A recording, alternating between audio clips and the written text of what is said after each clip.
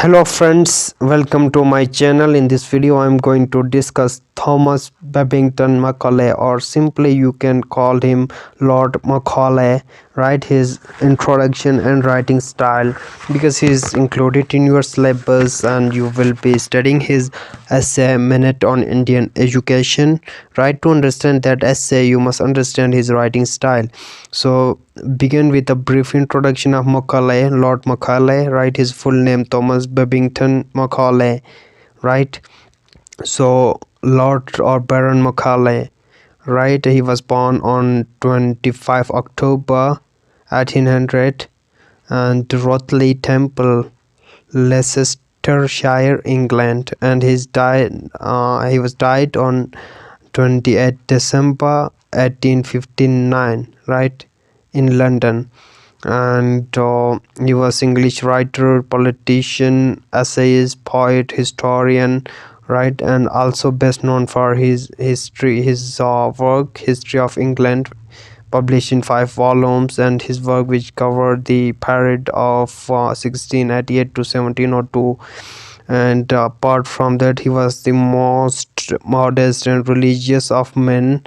And right, he was a public figure and annual anti-slavery convention in London representative of the eight.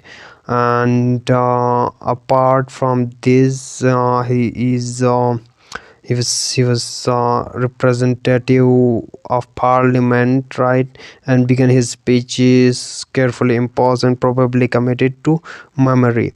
And his writing style, right, his colossal means huge deep intellect and fine use of language, and also adept in biography, legal drafting, historical commentary, uh, literary criticism, and creative writing as well. So apart from that, his poetry, he's a poet as well, right? His poetry is epic in style. We'll not discussing his poetry style, right, because we discuss with reference to prose, especially with reference to his essay Minutes on Indian Education. And also he plans the erudite scholarship, means erudite, that is something related to education. He talks about education mostly, right, dramatic narrative and stirring prose. And he was an historical artist of foremost rank. And apart from that,